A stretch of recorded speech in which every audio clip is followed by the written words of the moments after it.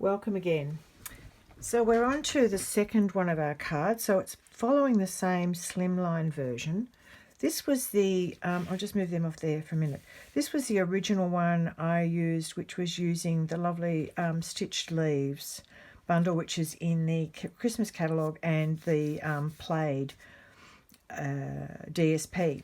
So this was how this one worked, and it was a gift card holder, and you thought you might like to make one of these. So I've made the design for this round is similar to this one, very similar form, but it has a Christmas theme. Here we are. It'll fit into a standard small envelope, and there's two alternates for your kits today, mainly because the DSP stack is 6x6, and so I can't actually get the whole class out of one sheet. So I'll flip through really quickly some of the papers, so you'll see, including some of the bits I've chopped off. But there's a great selection of designs in here, and it's pretty much, you'll see they're all based on reds and greens, so very traditional Christmas colours, traditional designs. Some designs are basically vertical and horizontal, some are abstract, and some are diagonal. So that's sort of quite a big stash. So you've got 4 sheets of 12 designs. I've got a bit of a double up in here. Now I've chosen to flip my scenes and have a green background and red trees on both of them, as you will see, just to mix it up a bit. I quite like this this paper, and I love this diagonal stripe. So these are the designs, and this is obviously the outside of the card. You can see both of them. I'll pop them like that so they're both in view, and then I'll show you the inside. So, oops, very similar. I must have had some red fluff off a sponge there, never mind. So the exact same on the inside. We've just flipped out the DSP. The candy cane is the same for both of them. So I will go through and make one of the cards. I've made a few bits to begin with, just to speed things up a bit for you today. So let me close those and get them out of the way. And I'll talk about what's in your kit. So let me just lift this bit of paper off, and we'll have this bit for you. So in your kit, you will have your outside piece, and it'll either be the trees or the diagonal. You'll have another strip that I was able to glean this off one sheet of DSP, 2 of these and 2 strips. This one, we're using this on the inside piece, and you've got 3 trees. You should, my suggestion would be to sponge your 3 trees. I've done mine already, the ones I've made up, and I sponged with real red. Even though that's cherry cobbler, you'll get away with real red. There's both reds in the DSP, both cherry cobbler and real red. So I've chosen the real red just to sparkle it up a little bit. So my suggestion would be to sponge the edges of your trees first. You have a circle. I'll bring this back over here. And the circle is really to mount your trees and your deer on. Okay, so your circle, you have a deer that I've cut for you from the snow globe scene we had last year. It is still current, and it's in the annual catalogue. So he worked really well. He's in brass foil, and I did run it with a very low pressure with an embossing folder, because it had a couple of dots on it that I thought I would hide. So that's that. And you'll have a piece of Whisper White for the inside, and of course you've got your card base. There we go. Now I've already stuck the top layers on. Oh no, there's one that I haven't done. Here we are. I'll grab this one instead. And you've got your card base. No, I've already done that, so never mind. We'll just pretend. We'll pretend this is a real one, but I've actually didn't like that, so we haven't got that in the catalogue, so I'll chuck that to one side. Here is your card base. So you have a fold. It is 21 centimetres this way, and it's your standard 14.85 this way. It is, the first score line is at 6.6 centimetres, and then both of these are at 7.3. The reason for that is when we fold this over, I've already stuck these bits down for you. You have got a bit of a gap here, and you really want this because this is the bit that's going to have the gift card in it. This is going to be the front of your card, except we're going to use it as a landscape orientation. and then your inside bit will go there. The first thing for you to do, though, is to make up your inside piece, because we actually need to put a little circle in here so that you can actually easily pop your, you know, your gift card in there. So let me move on to how I've done this. Now you might want to do this, so I would suggest you definitely do this bit first, because it's a bit hard to retrofit your gripping hole in there. Okay, so let me just keep moving along. I'll show you the finished one again so you get to see the inside of that.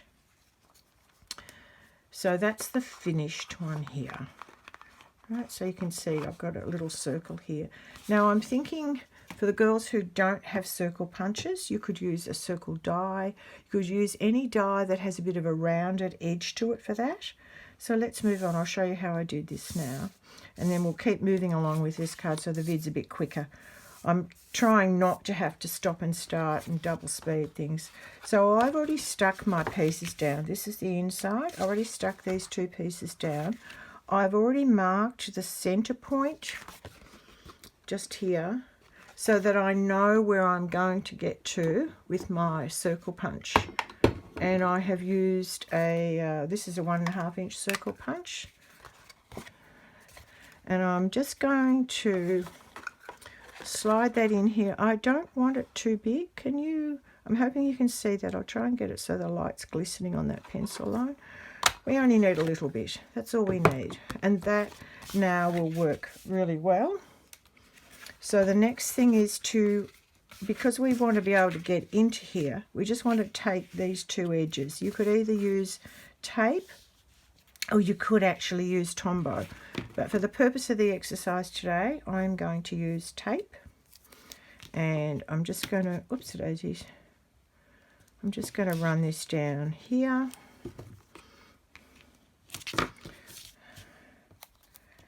This is, once you get over this bit, I think this is the most technical bit really. Once you've done this, the rest of it's pretty much smooth sailing. Flick those bits off. It's because it's all straight. There's no, just get that off. There we go. There we go. Make sure your square line, your fold lines are square to begin with though. That's all. All right, done. Okay, now for the front. Now I will use the bone folder on this just to get a nice flash edge. I've already semi-prepared my front for you. I'll show you how I've done that. I'll just move that out of the way now because those bits are effectively on the card. You've got a length of this, this ribbon. It's out of the Forever Greenery Suite. And I've, as you can see, I've taped it on the back.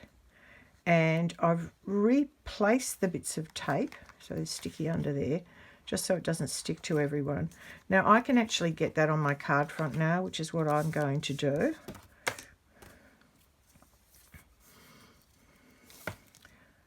So I just apply more tape straight over the top.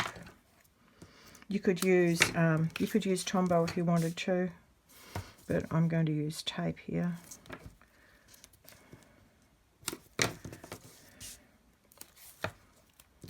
That off now.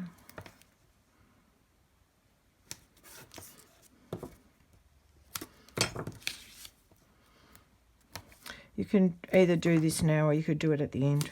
It doesn't really make a huge amount of difference. I'll just take one bit off the top. Make sure my trees are facing the right way. Take a bit of a pump that everything's square, given I can't see. There we go. Flip these edges off. Got the shakes this morning, don't know why.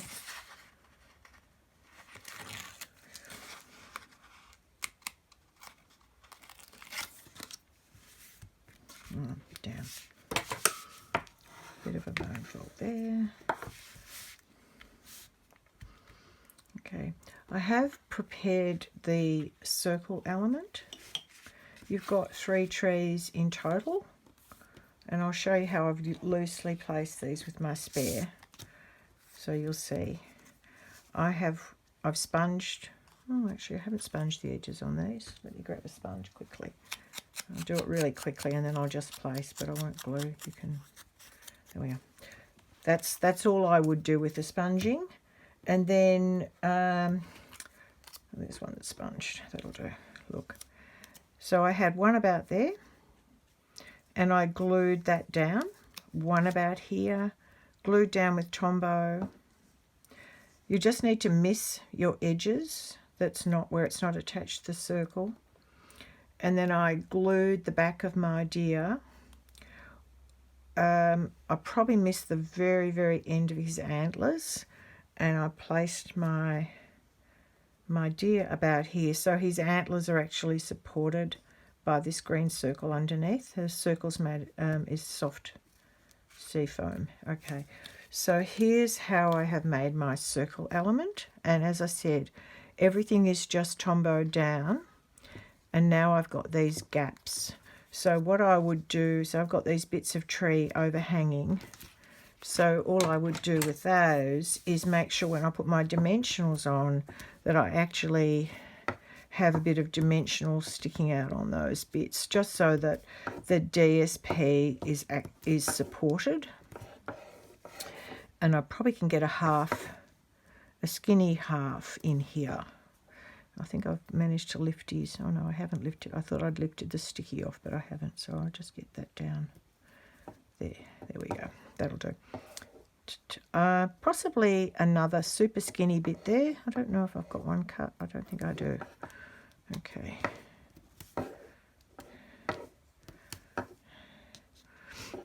I'm always sort of, I probably tend to err with more rather than less dimensionals. I used to be a bit, I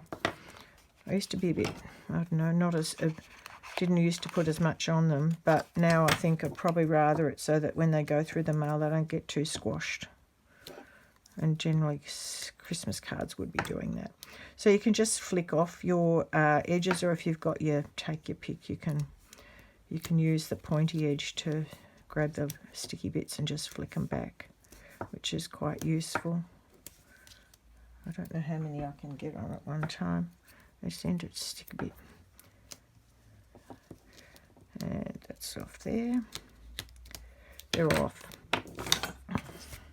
Now I do want to have, I'll just move this back over here so you can see, I've got a little bow up here, and I've got my wishes, which are here. So usually what I would be doing now is work out your placement. I'm probably okay. I think I might want him about there. So therefore I'm going to pop that down here. There we are.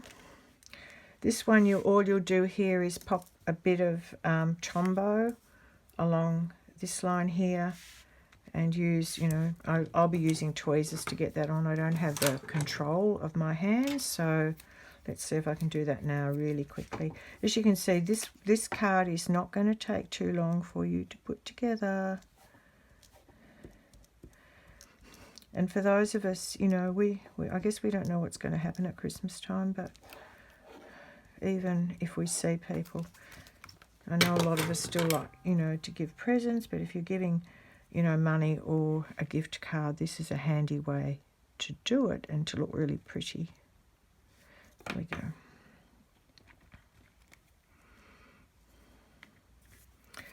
I've chosen the wishes out of the well-written step, just the extra bit of bling's really pretty. Once again, that's cut in the brass foil as well. I've given you some of this cord, which is part of the coordinating. It's with the Tis the Season, it's Wonder of the Season bundle, and it comes, we've got the cord, and we also have this this really rich shaded spruce ribbon. That's obviously from the Snowflake Suite, but we have this really rich ribbon here, which is just lovely.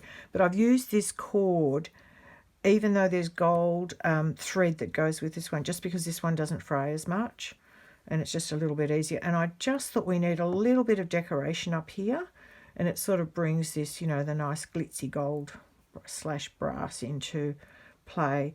I'm going to use a glue dot to anchor this. So I'll grab my glue dots. Oh, there's a spare. Oh, beautiful.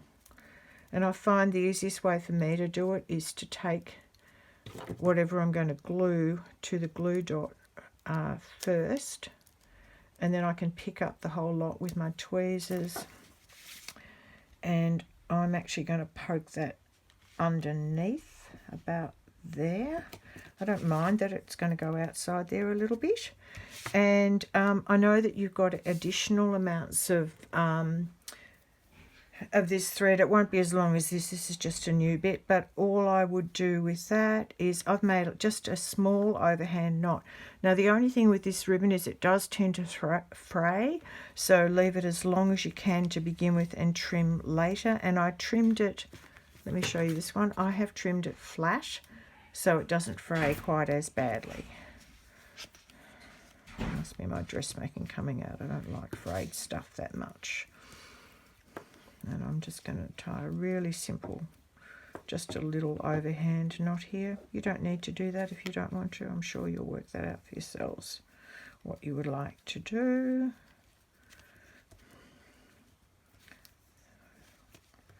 There we go. And I think my knot is beautifully in the right posse, so that's all good. Here we go. I can trim it off in a minute. I could just do it now, except it's really hard to see, so I won't do it now because I can't actually see what I'm doing because the light's atrocious. So next we have the inside piece. Now this bit here is going to sit, whoops it is, oh that's too long, isn't it? It's going to irritate me. It's going to sit here. All right, I've chosen to use my third tree on the inside of this card. Oh, it's a different, maybe I'll grab the same card so you don't get confused. So this is one version of the one I'm making now. So I've chosen to use my tree and a greeting. And the greeting is out of the same coordinating bundle as our tree punch. It is called Perfectly Played. It was in the catalogue last year. It's this one here. And I used this greeting here. Hope your busy year comes together in Christmas cheer. So it has been a bit of a frenetic year. I'm not sure busy is necessarily the right word, but never mind. It will be busy hopefully before Christmas. Merry Christmas is really nice as well. We've got Ho Ho Ho. May this special season be wrapped in love and joy. That's really pretty too. So there's lots of nice things.